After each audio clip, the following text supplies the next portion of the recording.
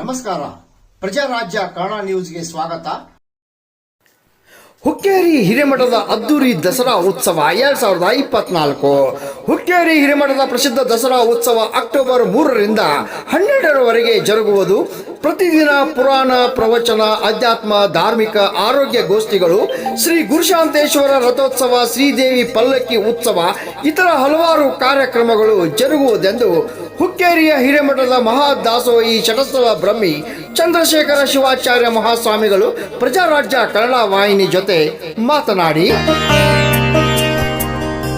ಹುಕ್ಕೇರಿ ಹಿರೇಮಠದ ದಸರಾ ಉತ್ಸವ ವಿಶೇಷವಾಗಿ ಈ ವರ್ಷ ಅಕ್ಟೋಬರ್ 3ರಿಂದ 12ರವರೆಗೆ ವೈಶಿಷ್ಟ್ಯಪೂರ್ಣವಾಗಿ ಜರುಗ್ತಾ ಇದೆ.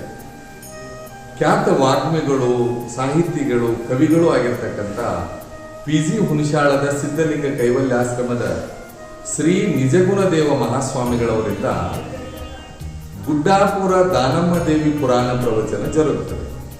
ಇದರ ಜೊತೆಯಲ್ಲಿ ಚಂಡಿಕಾಯಾಗ, ರಥೋತ್ಸವ, ಈ ಎಲ್ಲ ಕಾರ್ಯಕ್ರಮಗಳ ಜೊತೆಗೆ ಈ ವರ್ಷ ಎಲ್ಲರಿಗೂ ಹೋಳಿಗೆಯ ಪ್ರಸಾದವನ್ನು ಮಾಡಿಸಬೇಕು ಅಂತ ಹೇಳಿ 10 ದಿನ ಹುಕ್ಕೇರಿ ಹಿರೇಮಠದಲ್ಲಿ ಹೋಳಿಗೆಯ ಹಬ್ಬವೇ ನಡೀತದೆ.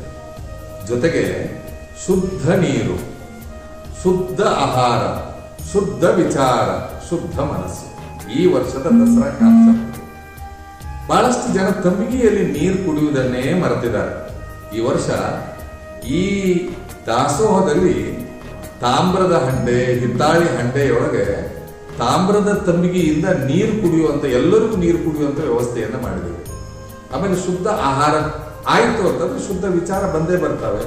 ಆಗ ಶುದ್ಧ ಮನಸ್ಸನ್ನು ಕೂಡ ನಾವು ತಾಳ್ಬಹುದು.